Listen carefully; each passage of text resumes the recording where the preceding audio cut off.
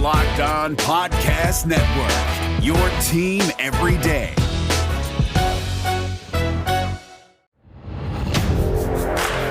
You are Locked On Big Ten, your daily podcast on the Big Ten Conference. Part of the Locked On Podcast Network, your team every day.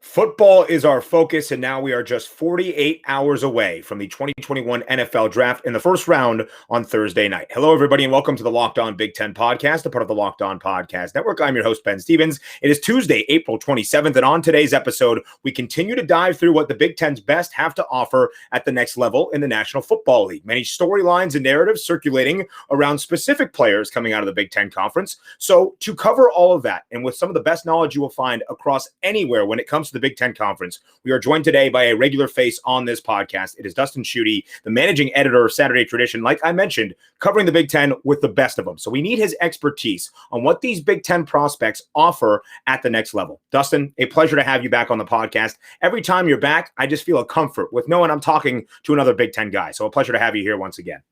Well, it's always fun every time we do this, Ben. And again, I've said this before on this podcast, and I'll say it again. I need to hire you for just like a day to be my personal hype man, because you always seem to give me such a great introduction. So I appreciate it, and it's always fun to do this. So I appreciate you having me on again. Dustin, I only bring on people to the show that I trust and I know have their knowledge to back their stuff up. So I'm not just saying it for fluff. I say it because I truly mean it. And I do believe that Saturday Tradition, of which you are the managing editor, covers the Big Ten Conference with the best of them. So even though we're not talking about specific Big Ten sports, we're looking at Big Ten athletes as they proclaim to the next level in the NFL. We still need your expertise and your insight. And let's start with the buzz around the NFL draft. And that being that all of the action starts at that number 3 pick overall with the San Francisco 49ers. And for a while, it seemed like Ohio State's Justin Fields would be that selection. But we just got the update on Sunday night from NFL Network's Ian Rappaport that now the Niners, who traded up for that number 3 pick, aren't even considering Justin Fields. They're deciding between Mac Jones out of Alabama and Trey Lance out of North Dakota State. What did you make of this report when you saw it come across your timeline on Sunday night? Well, I just feel like it's more Justin Fields. I don't know if slander is the right word, but it seems like this kid continually gets knocked. And I don't know. I mean, it doesn't matter to me if there are going to be 3 teams that miss out on Justin Fields or 8. At some point, you know, all those teams in front of him are going to regret this decision to not take Justin Fields, in my opinion. However, as frustrated as I'm sure he is, you know, knowing he's a competitor, knowing he's done everything he had to do, he was a Heisman Trophy finalist in 2019, a 2-time Big Ten Offensive Player of the Year. He led the Buckeyes to a pair of Big Ten championships, 20-2 as a starter, got to the college football playoff twice and the national championship game once. The one good thing is that now it seems like New England might be targeting Justin Fields. And what better way? This reminds me of the Indianapolis Colts transitioning from Peyton Manning and going to Andrew Luck. If the Patriots do get him, imagine going from Tom Brady to Justin Fields. So it's almost a good thing for Justin Fields. You know, you want to get that high draft, you want to get that money, but at the same time, if you're going to go to New England, I think Justin Fields will take that, knowing he'll be working with Bill Belichick.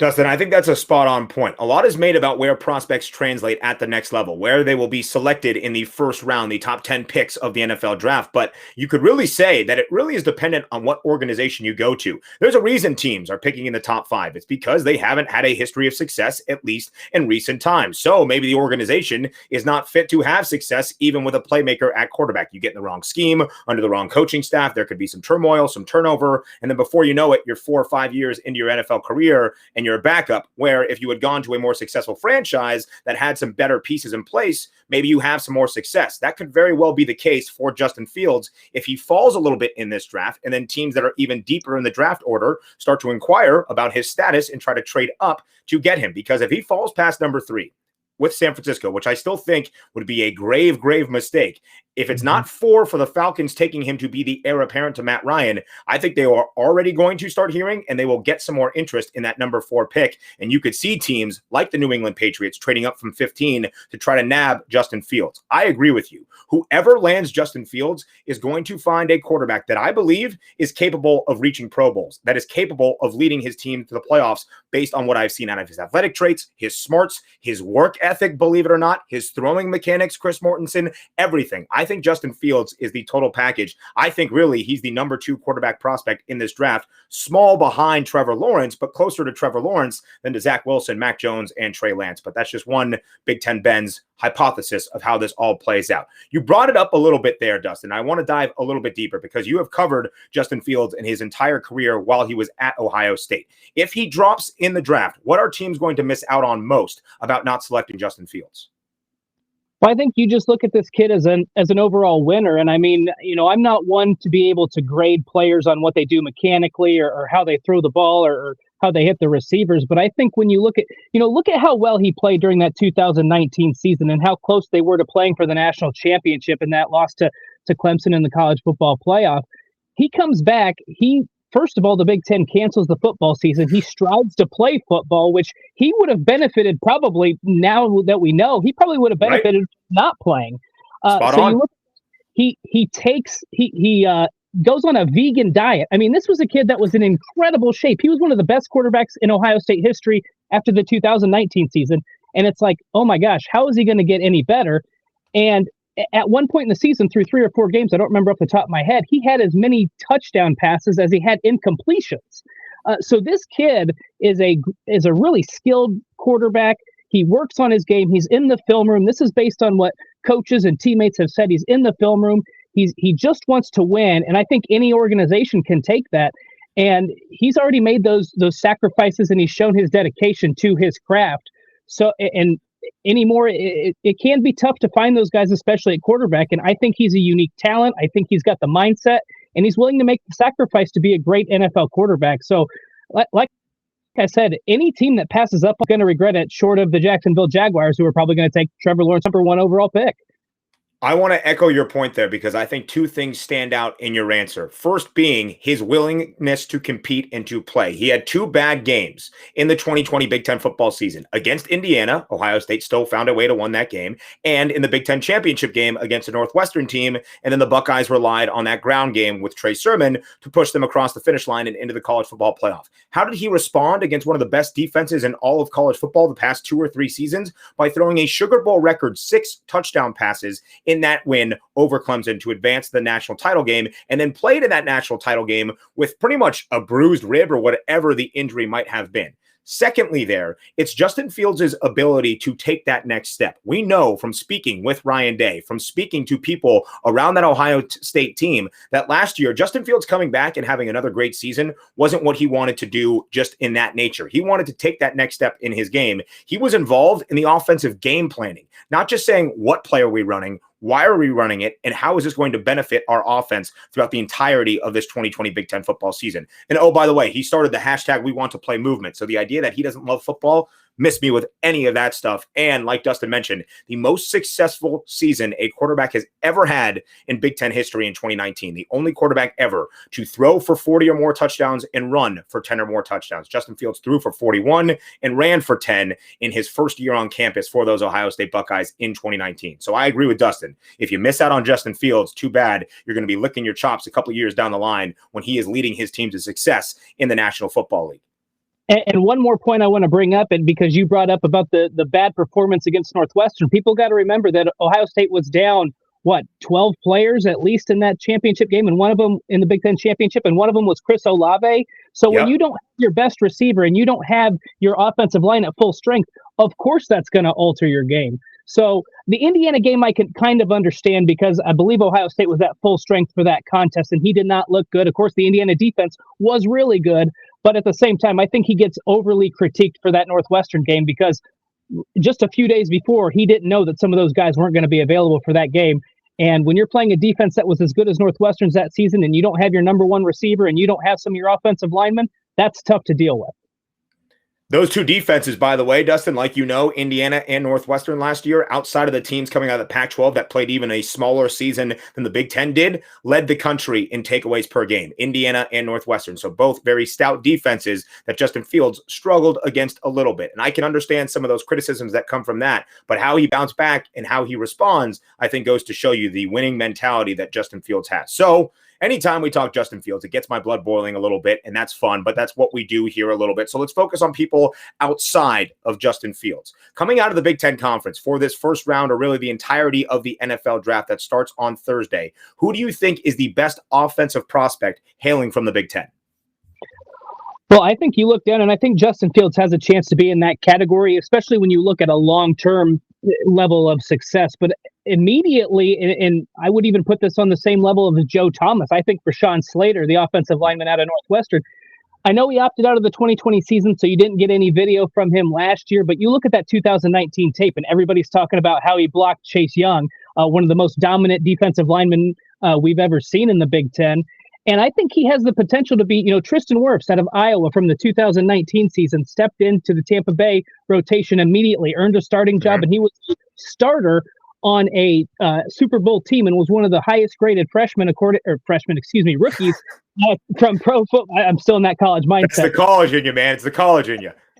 One of the highest graded rookies, offensive linemen this season in the NFL. So I think Rashawn Slater has the ability to make that kind of impact where he's not just getting drafted and is a rotational player, but can be a starter. I don't know that he's going to be on a Super Bowl winning team, but can be a starter, and he can have a Joe Thomas-like career just based on what we've seen during his time when he was on the field at Northwestern. I think he's a great player.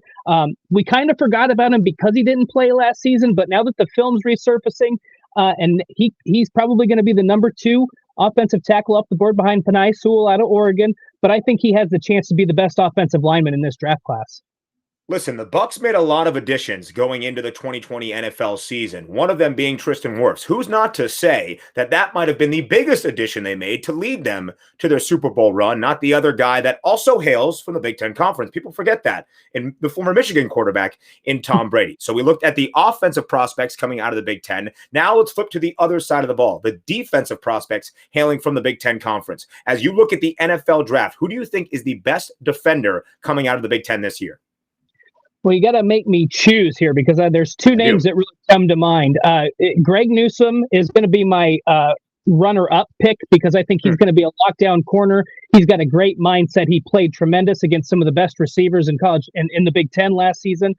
So I think he has the potential to have a great long-term career, but it's hard to bet against Micah Parsons. I mean, we've already heard, again, another guy that opted out of the 2020 season, but a guy who we've heard is one of the top linebacker prospects we've seen, not just in this draft class, but, in the last decade or so. I think that he's just so smart. He's so physically talented. I was disappointed we didn't get to see him on the field last season. He's that much of a difference maker, but you saw how much Penn State's defense, especially early in the season, declined without him on the field. He's such a leader. He's very confident, and I think that he has the potential to be the best player, defensive player out of the Big Ten. He might even be the number 1 defensive player off the board in this year's draft. And I think that you'll see that success that he had at Penn State in just 2 short seasons. I wish we could have got a third, but success in 2 short seasons, I think that's going to translate to the next level in the NFL. And I expect him, like I talked about with Rashawn Slater, I think Micah Parsons can be a week 1 impact guy. Not saying he's going to be a Pro Bowler week 1, but I think he'll start off his career and work out, whether it's a starting role or rotation role. I expect he'll be a big player at the next level. All right, so those some of the best prospects, but Dustin, we have a deep knowledge of the Big Ten. So let's go even that much further into the prospects coming out for this 2021 NFL draft. It doesn't need to be a day 3 guy that's going to wow people and is a 6th round selection that ends up being a Pro Bowler. But give me a guy coming out of the Big Ten Conference that might not be that well known that you think provides great value at the National Football League level. I've got a list for you, Ben. I was prepared for this question today because I see a lot of high value in looking at where some of these players are projected. One of the guys that kind of jumps off the page, and it's fitting I say that because he also jumps out of the stadium, is former Illinois wide receiver Josh Imatorbhebhe. He's projected to be a potential 7th round pick or even an undrafted free agent. I don't know if people watched him because he played on an Illinois team that struggled. I know they got to a bowl game in 2019, but they struggled last year. I mean, you throw the ball up in his general direction, it seems like nine times out of 10, he's going to jump up and he's going to come down with it. I mean, he made some big plays during his career in Illinois. So that's a guy I think that is late in the draft who could potentially have a good, long NFL career. Another one, I like the wide receivers out of the Big Ten. I really do. Rashad Bateman right now is projected to be maybe second or even potentially third round guy. But I look at it as if Rashad Bateman had played in the SEC, I think he's a first-round guy. I think that there's this knock against playing for Minnesota and potentially playing in the Big Ten. I mean, Rashad Bateman did nothing but have success. He put up the big numbers. He made the big plays. He's a guy. He's a great route runner. He's a guy that can go up and make the catch. We remember that one-handed grab as he was falling into the end zone in their season opener in 2019. I mean, this is a kid that can make all kinds of plays on the field. He can turn a 5-yard pass into a 75-yard touchdown run. Yep. So I really like him as a second or third round draft pick. And then the third guy I'm going to give you is Iowa defensive lineman Davion Nixon. I think I was surprised. I thought he could be a potential late first round pick, but he's projected to go in the third round. I'm not really sure why. He was undoubtedly the Big Ten defensive player of the season last year. And so I think that's another guy, when you look at him in the late second or early third round, he's going to be an absolute steal for teams. I think Davion Nixon, especially in how the NFL has progressed, where a lot of coaches will talk to you about interior defensive line pressure, not so much the edge guys. Davion Nixon provides that versatility and the athleticism that we saw on full display in 2020. I think of the pick he had against Penn State and then ran it back himself, maybe 55, 60 yards. Davion Nixon, like Dustin mentioned, rightfully so, the 2020 Big Ten Defensive Player of the Year. So, Dustin, I had some fun with this a little bit on Twitter on Monday afternoon. I am a betting man by nature. Our good friends at BetOnline.ag have a ton of odds and props for the first round of the NFL draft, later in the NFL draft. I want to hang a number here as well. So let's set the line first and then we'll discuss it. I want to do the over-under of Big Ten players selected in the first round of this upcoming NFL draft on Thursday night. What do you think that line should be? Over-under Big Ten players selected in the first round. Well, I would set it at 5.5 because when you look at where some of these players are projected, it seems like the Big Ten is going to get 5 players selected in the first round of the NFL draft. And then there are 2 right now, Jason Owen out of Penn State and Jalen Mayfield out of Michigan, who are right at the end of that, late first round, early second round. So I think that both of those guys could slip, or you could see a guy like Rashad Bateman or Rondale Moore potentially jump up into the first round. So you never really, but it seems to me that the Big Ten is a lock to get 5 first round draft picks on Thursday night. The question is, will they get any more? I think go with the over on that, but it's going to be interesting because, like I said, a couple of those guys are right on the cusp. There are probably 3 or 4 guys that could go late first, early second, and it's going to be fun to see where they fall and which teams value what on Thursday night. Dustin, I completely agree with you. Great minds think alike. I would set the line, as I did on Twitter, at 5.5, the over-under of Big Ten players selected in the 2021 NFL Draft's first round. So I would go over 5.5 as well, because I think we have some locks and we can discuss it. Although Justin Fields has slid a little bit in the draft stock that he has, he will still be a first-round selection, probably somewhere in the top 10 for a team trading up for him. Rashawn Slater is there as well. Micah Parsons, Kwity Paye from Michigan has really been skyrocketing off draft boards. I would not be surprised if he's a top 15, top 20 pick. And then you really have a group of guys that you could say, with the numbers stacked there, it seems it would heavily hit the over, with Rashad Bateman, with Greg Newsome II, with Jalen Mayfield, with Jason Owen, potentially Rondale Moore. I just named 9 guys there. So I think out of that crop of players, it will be, I don't want to say easy, but it will be a more likely path than not that you can get to at least 6, potentially 7 players out of the Big Ten Conference being selected in the first round of the NFL draft. So if I'm setting the line, and BetOnline, if you're listening to me and you set it at 5.5, I think you would have to juice the over a little bit to try to get some under picks. So I think you could even set it at 6.5 if you wanted to, but I would even lean the over of 6.5. Then again, I am Big Ten Ben, and I would happily congratulate all the players being selected in the first round of the NFL draft. Yeah, I think that 6.5 is interesting too, because I think the Big Ten gets 6 in that first round, and it's going to come down to me to that 7th, whether it's Jason Owen or whether it's Jalen Mayfield. So it would probably come down to a situation where they're at 6, and then you're hanging on your hat for that last pick of the night to see if the Big Ten hits that over. But I'm not quite as risky as Big Ten Ben, so I would keep it at that 5.5 and comfortably bet the over, because I do think 6 players are going to be a lock. I think you would have to lay some money to bet the over at 5.5. If they put it at 6.5, might find yourself with a better price there that you could pay for the over, and maybe that's where you find your value. All of this is speculation, but we believe that there will be somewhere in the range of 5 to 7 Big Ten players selected in the first round of the 2021 NFL Draft. A great look at what we can expect to see in that first round with some of the Big Ten's best talent and how it projects to the next level with a guy that covers the Big Ten with the best of them. Dustin Schutte, the managing editor of Saturday Tradition. Thank you as always for your analysis, your insight, your expertise, bringing it to the NFL level, but still remaining a college guy and calling Tristan Wirfs a freshman last year. I absolutely love it. Thanks, Ben. It's always a lot of fun. You do great work, and I look forward to the next time we're able to do this.